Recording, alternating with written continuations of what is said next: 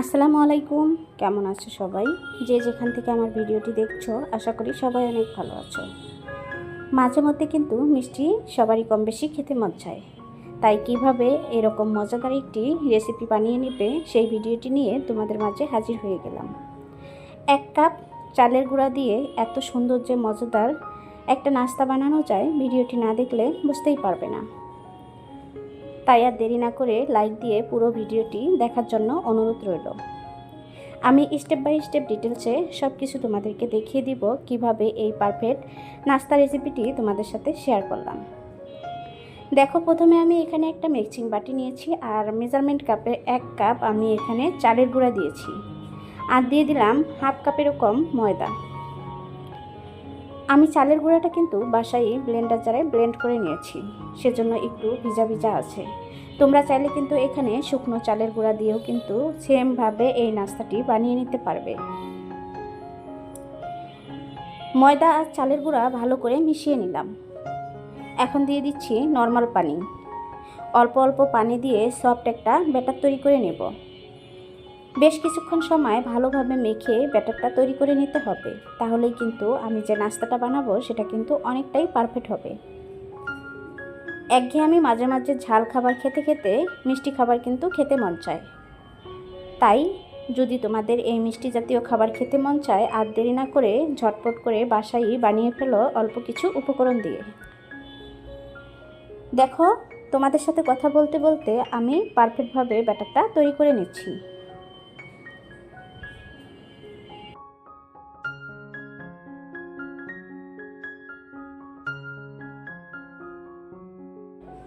কতটা সফট হয়েছে তোমরা দেখেই বুঝতে পারছো। আর এখন এর মধ্যে অ্যাড করে দিচ্ছি স্বাদ মতো লবণ। লবণ দিয়ে চামচের সাহায্যে ভালো করে মিশিয়ে নিব। এখানে কিন্তু অবশ্যই খেয়াল রাখবে ব্যাটারটা যেন পারফেক্ট আর সফট হয়। এমনভাবে মেখে নিবে যাতে ডিমের ফোমের মতো দেখতে হয় আর সফট হয়। দেখো, একদম মনে হচ্ছে ডিমের ফোমের মতো হয়েছে। সুন্দরভাবে আমি মিশিয়ে নিচ্ছি চামচ দিয়ে। এই ব্যাটারটা কিন্তু অবশ্যই তোমাদেরকে সময় নিয়ে করে নিতে হবে।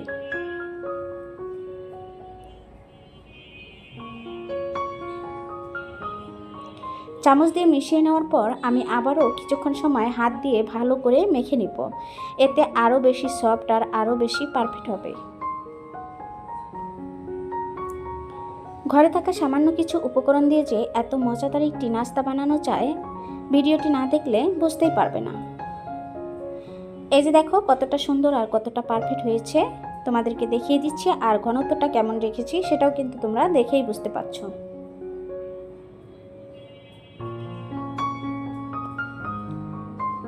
এখন এর মধ্যে দিয়ে দিব বেকিং পাউডার। তোমাদের হাতের কাছে যদি বেকিং পাউডার না থাকে তাহলে কিন্তু এখানে ইনো দিয়ে নিতে পারো, অথবা এখানে ছোটা দিয়ে নিতে পারো। চামচের সাহায্যে অনবরত নেড়েচেড়ে ভালো করে মিশিয়ে নিচ্ছি। যে যেখান থেকে আমার ভিডিওটি দেখছো সবাইকে অসংখ্য ধন্যবাদ। আমার চ্যানেলে যদি নতুন হয়ে থাকো, ভালোবেসে চ্যানেলটি সাবস্ক্রাইব করে দিয়ে পাশে থাকা বেল আইকনটি অন করতে ভুলবে না। আমি পারফেক্টভাবে ব্যাটারটা করে নিয়েছি আর একটা চামচের সাহায্যে তোমাদেরকে দেখিয়ে দিচ্ছি কতটা ঘনত্বভাবে করে নিয়েছি আর ব্যাটারটা কতটা সফট আর কতটা পারফেক্ট হয়েছে। কি দেখেই বোঝা যাচ্ছে এটা কিন্তু একটা ডিমের ফোমের মতো হয়েছে, তাই না? চামচের পিছন পাশ দিয়ে দেখিয়ে দিচ্ছি। দেখো, এভাবে দাড়ি কাটলে মনে হয় যদি যে পারফেক্টভাবে দাড়ি হচ্ছে, তাহলে বুঝে নেবে ব্যাটারটা পারফেক্টভাবে তৈরি হয়েছে। এখন আমি বাটিটা এক সাইডে রেখে দিয়ে চলে আসলাম চুলায়। চুলায় একটা প্যান বসিয়ে এখানে লিকুইড দুধ দিয়ে নিলাম। দুধটা কিছুক্ষণ সময় আমি গরম করে নিয়েছি আর এর মধ্যে দিয়ে দিচ্ছি দেখো গুঁড়ো দুধ। তোমরা চাইলে এখানে কন্ডেন্স মিল্ক দিয়ে নিতে পারো। দেখো, গুঁড়ো দুধ দেওয়ার পরে অনবরত নেড়েচেড়ে ভালো করে মিশিয়ে নিচ্ছি। এখানে চাইলে কিন্তু গুঁড়ো দুধটা স্কিপ করতে পারো, তবে গুঁড়ো দুধ দিলে এই নাস্তাটার টেস্টটা আরও বেশি ভালো হবে।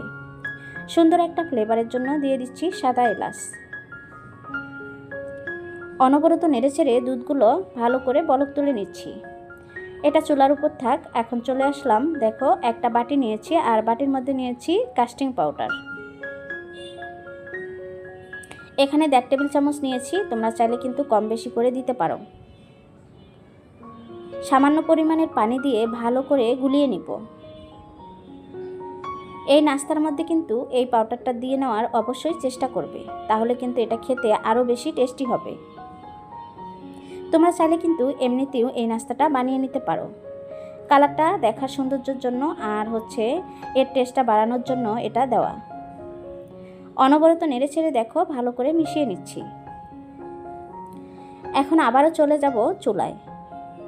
পাশে দুধগুলো বসিয়ে দিয়েছিলাম আর সেটা দেখো বলক চলে কিন্তু অনেকটাই ঘন হয়েছে। আর এর মধ্যে দিয়ে দিচ্ছি মিষ্টির জন্য চিনি। তোমরা যে পরিমাণের মিষ্টি খাবে চিনিটা সেই পরিমাণের দিয়ে নেবে। আমার ভিডিও বা ভয়েসে যদি কোনো রকম ভুল হয়ে থাকে ক্ষমা সুন্দর দৃষ্টিতে দেখবে। দেখো আমি এখন ওই যে গুলে রাখা কাস্টিং পাউডারটা এর মধ্যে দিয়ে দিচ্ছি। দিয়ে অনবরত নেড়ে ছেড়ে কিছুক্ষণ সময় জাল করে নেব। এটা দেওয়ার পরে কিন্তু অনেকটাই ঘন হয়ে যাবে।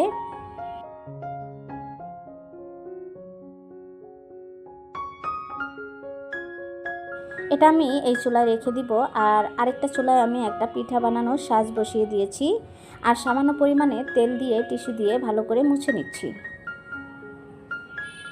চুলার আঁচটা হাই হিটে দিয়ে আমি সাজটা ভালো করে গরম করে নিয়েছি।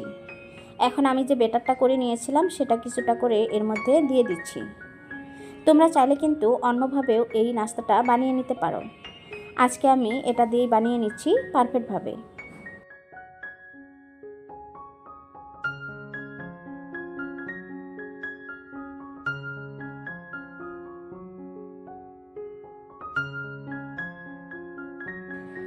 যারা ভিডিওটি দেখছো কিন্তু লাইক দিতে ভুলে গিয়েছো, প্লিজ একটা লাইক দিয়ে ভিডিওটি কন্টিনিউ করবে। তোমাদের একটা লাইকই পারে আমার ভিডিওটি অন্য সকলের কাছে পৌঁছিয়ে দিতে। দেখো আমি সবগুলোতে দিয়ে নিয়েছি। আর এখন ঢাকনা দিয়ে ঢেকে বেশ কিছুক্ষণ সময় জাল করে নিচ্ছি। চুলাটা মিডিয়াম আছে।